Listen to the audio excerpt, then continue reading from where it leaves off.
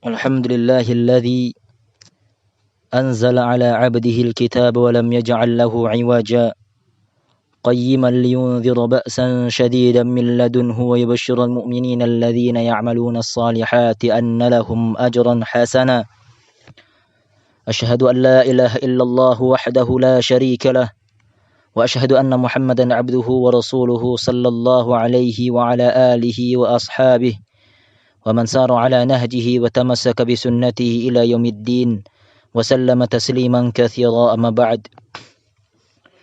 Segala puji bagi Allah Subhanahu wa taala yang tidak henti-hentinya kita selalu bersyukur dan memuji Allah Subhanahu wa taala, karena tidak ada yang pantas dipuji melainkan Allah Rabbul Alamin. Salawat berikan salam kita berikan kepada Nabi kita Muhammad sallallahu alaihi wasallam dengan mengucapkan Allahumma salli ala Muhammad wa ala ali Muhammad. Nabi sallallahu alaihi wasallam bersabda di dalam hadis yang disahihkan oleh Syekh Al-Albani rahimahullahu taala dari Ibnu Majah dan Tabrani dan Hakim, dari Abdullah bin Umar radhiyallahu anhuma, beliau mengatakan Rasulullah sallallahu alaihi wasallam bersabda, "Ya ma'syaral muhajirin, khisalun khamsun idza butulitum bihin wa a'udzu billahi an tudrikuhun. Lam tadhharil fahishatu fi qaumin qattun hatta yu'linu biha illa fasha fihim at-ta'un wal awja' التي لم تكن مضت في أسلافهم الذين مضوا ولم ينقصوا المكيال والميزان إلا أخذوا بالسنين وشدة المؤونة وجور السلطان عليهم ولم يمنعوا زكاة أموالهم إلا منعوا القطر من السماء ولولا البهائم لم يمطروا ولم ينقضوا عهد الله وعهد رسوله إلا سلط الله عليهم عدوهم من غيرهم فأخذوا بعض ما كان في أيديهم وما لم تحكم أئمتهم بكتاب الله عز وجل ويتخيروا فيما أنزل الله إلا جعل الله بأسهم بينهم." Nabi sallallahu alaihi wasallam bersabda, beliau mengatakan, wahai orang-orang muhajirin, ada 5 perkara apabila kalian ditimpakan bala atau musibah dari 5 perkara tersebut, dan aku berlindung kepada Allah agar kalian tidak tertimpa dari musibah yang 5 ini.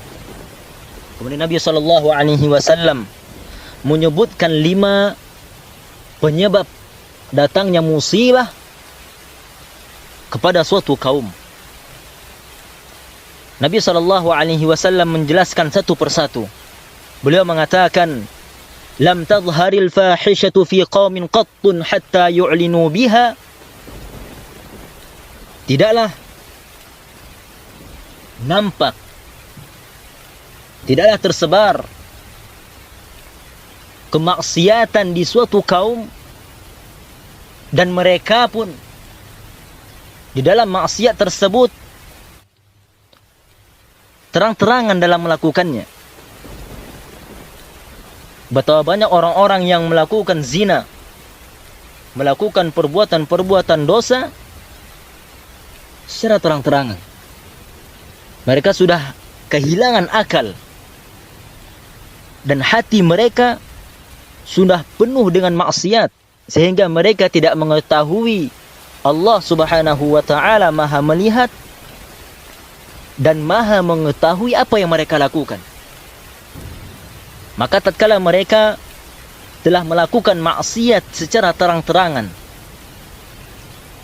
maka Allah Subhanahu wa taala akan adalah illa fasha fihim at-ta'un wal awja' allati lam takun madat fi aslafihim alladhina madaw. Melainkan Allah Subhanahu wa taala akan timpakan musibah kepada mereka wabah ta'un, yaitu penyakit kusta.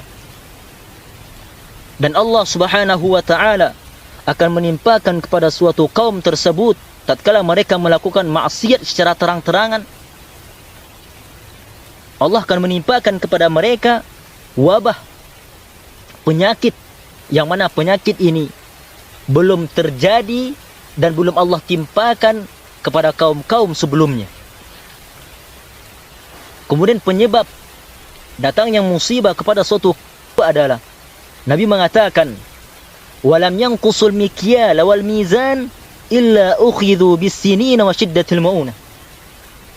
Dan tidaklah seorang hamba, dan tidaklah seorang manusia, suatu kaum, mereka mengurangi timbangan dan takaran di dalam jual beli mereka, melainkan Allah Subhanahu wa taala akan turunkan kekeringan kepada mereka dan Allah akan timpakan kepada mereka paceklik.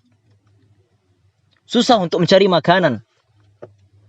Kemudian Rasulullah sallallahu alaihi wasallam menjelaskan penyebab datangnya musibah adalah wajawri sultani alaihim walam yamna'u zakata amwalihim illa muni'ul qatra minas sama' walaula al-bahaim lam yumtaru. Kemudian tatkala seorang hamba mengurangi timbangan dan takaran di dalam jual belinya, melakukan transaksi riba, melakukan riswah, melakukan sogok menyogok, maka Allah Subhanahu wa taala akan timpakan juga kepada mereka seorang pemimpin yang bengis, seorang pemimpin yang zalim. Dan kemudian tidaklah seorang manusia, mereka tidak mau mengeluarkan zakat hartanya, tidak mau menunaikan zakat yang telah Allah Subhanahu wa taala wajibkan kepada orang-orang yang memiliki harta yang berlimpah, melainkan Allah Subhanahu wa taala akan menimpakan musibah baginya berupa kekeringan, dan Allah Subhanahu wa taala tidak turunkan hujan di suatu kaum tersebut. Betapa banyak tatkala kekeringan melanda suatu daerah, maka kita pun bermunajat kepada Allah Rabbul Alamin, melakukan solat istisqa. Maka ketahuilah, tidaklah hujan itu ditahan oleh Allah Subhanahu wa taala, melainkan dosa yang telah kita lakukan. Namun berjalannya waktu, maka Allah Subhanahu wa taala pun turunkan hujan tersebut. Rasulullah sallallahu alaihi wasallam menyebutkan penyebab terbesar Allah Subhanahu wa taala turunkan hujan untuk manusia adalah walaulal bahaim lam yumtaru. Kalaulah bukan karena hewan-hewan yang Allah ciptakan, makhluk-makhluk yang Allah ciptakan selain manusia, nescaya hujan itu tidak akan turun. Kemudian datangnya musibah kepada suatu kaum tersebut adalah manusia mengkhianati, memutuskan janjinya terhadap Allah Subhanahu wa taala dan memutuskan janjinya tersebut terhadap Rasulullah sallallahu alaihi wasallam. Maka tidaklah seorang hamba memutuskan perjanjiannya terhadap Allah dan Rasulnya sallallahu alaihi wasallam, melainkan Allah Subhanahu wa taala akan menimpakan musibah kepada mereka adalah seorang pemimpin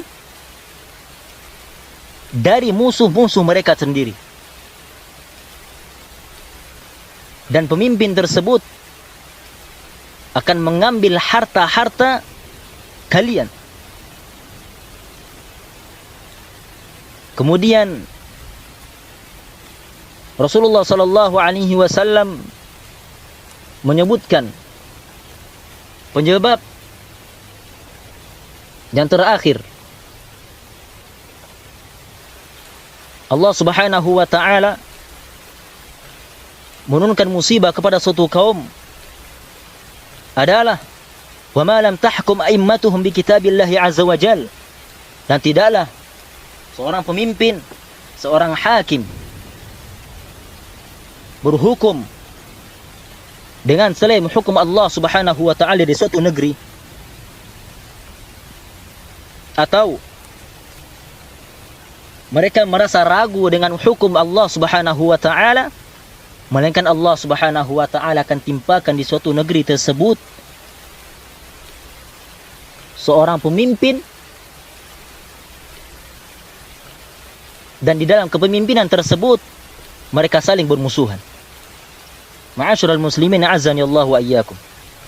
Inilah 5 perkara atau 5 penyebab Allah Subhanahu wa taala timpakan musibah kepada suatu kaum. Kita mengetahui sekarang sudah tersebar virus yang dinamakan dengan COVID-19 yang telah banyak merenggut nyawa manusia di seluruh dunia. Dan ketahuilah, tidak ada penyebab itu turun kecuali dikarenakan dosa-dosa manusia itu sendiri. Kan tapi kita banyak yang tidak memahami itu.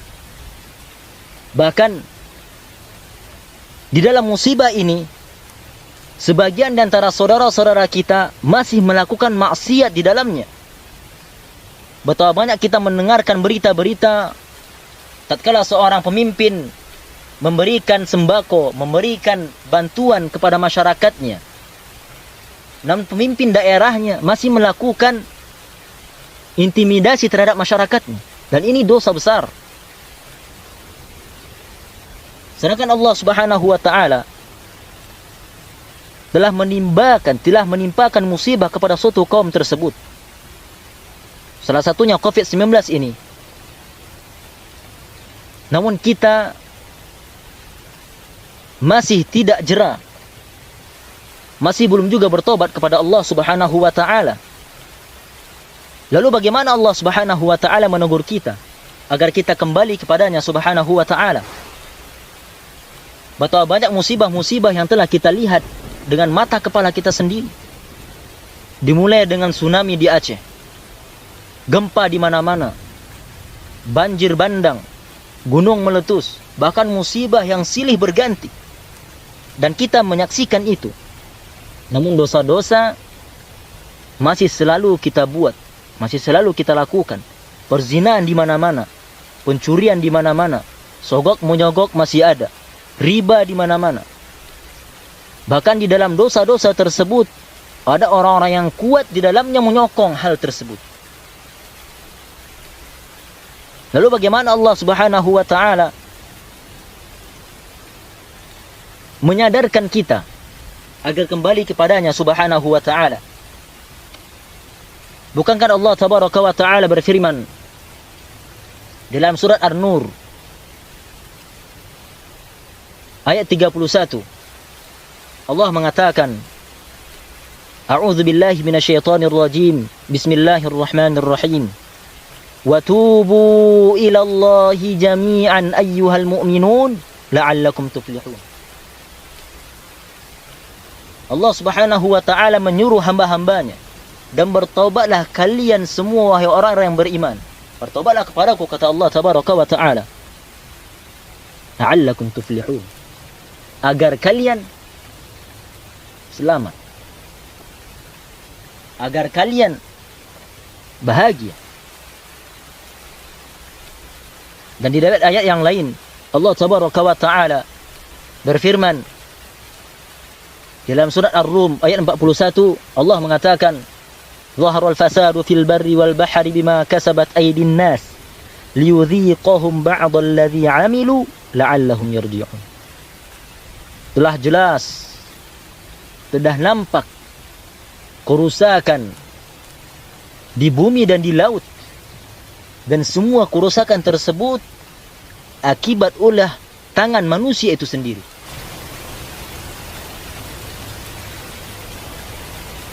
Liyudhiqahum ba'dal ladzi 'amilu la'allahum yarji'un. Kemudian Allah mengatakan, Allah Subhanahu wa taala menimpakan musibah tersebut agar manusia yang perusak ini merasakan apa yang telah mereka perbuat, agar mereka kembali kepada Allah Subhanahu wa taala. Begitu cintanya Allah Tabaraka wa taala kepada kita sebagai hambanya, namun kita masih saja bermaksiat kepadanya Subhanahu wa taala.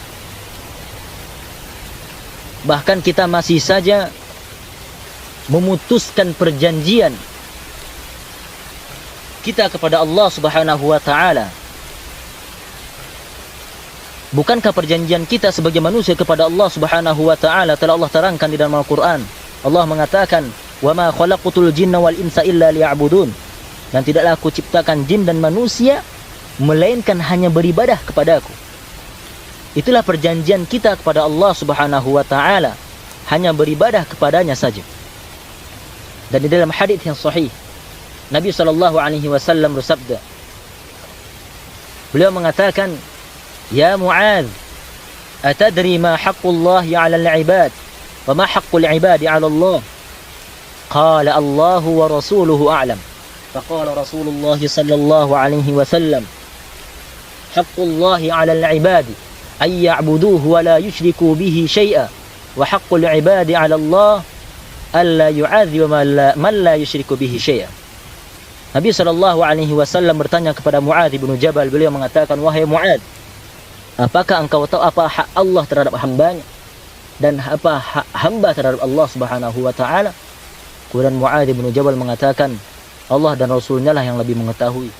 Kemudian Nabi SAW menyebutkan, lihatlah ini perjanjian manusia kepada Allah Subhanahu wa taala. Beliau mengatakan, hak Allah terhadap hambanya adalah ayya'buduhu wa la yushriku bihi syai'a, beribadah hanya kepadanya saja Subhanahu wa taala dan tidak menjadikan sekutu apapun dari untuknya Subhanahu wa taala. Maka seorang hamba apabila mintalah kepada Allah Subhanahu wa taala, apabila berlindung dari hal-hal yang dimudaratkan, maka berlindung kepada Allah Subhanahu wa taala dan serahkan semuanya hanya kepada Allah Subhanahu wa taala. Dan hak hamba terhadap Allah Subhanahu wa taala adalah Allah tidak akan mengazab hamba-hamba yang tidak berbuat syirik kepadanya Subhanahu wa taala. Oleh karena itu, marilah kita merenung sejenak. Kenapa Allah Subhanahu wa taala turunkan wabah Covid-19 ini kepada kita? Tidak lain dan tidak bukan adalah karena dosa kita sendiri. Maka marilah kita selalu bertaubat kepada Allah Subhanahu wa taala dengan taubat yang sebenar-benarnya. Allah tabaraka wa taala berfirman, "Ya ayyuhalladzina amanu tubu ilallahi taubatan nasuha." Wahai orang-orang yang beriman kepada Allah Subhanahu wa taala, bertaubatlah kalian dengan taubat yang sebenar-benarnya. Di dalam hadis qudsi, Nabi SAW bersabda, Allah tabaraka wa ta'ala berfirman, "Ya ibadi, kullukum tukhti'una bil-laili wan-nahar, wa ana aghfiru adh-dhunuba jami'a, fastaghfiruni aghfir lakum." Kata Allah. Allah mengatakan, karena cintanya Allah Subhanahu wa ta'ala kepada hambanya, Allah mengatakan, "Wahai hamba-hambaku, kalian selalu melakukan kesalahan dan dosa serta maksiat di siang dan malam hari. Dan aku," kata Allah Subhanahu wa ta'ala, "aghfiru adh-dhunuba jami'a." Aku yang maha mengampuni dosa apapun itu. "Fastaghfiruni aghfir lakum." Maka mintalah mohon ampun kepadaku, kata Allah, maka niscaya aku akan mengampunimu. Aku akan menghapus segala dosa-dosamu. Maka oleh karena itu hendaklah kita selalu bertaubat kepada Allah Subhanahu wa taala. Karena penyesalan tatkala datang kematian, maka itu tidak ada gunanya bagi kita. Mungkin hanya ini yang dapat kita sampaikan. Semoga nasihat yang singkat ini dapat kita mengambil manfaatnya dan kita terus bertobat kepada Allah dan meninggalkan maksiat-maksiat yang telah kita lakukan. Subhanakallahumma bihamdik, asyhadu an la ilaha illa anta, astaghfiruka wa atubu ilaik.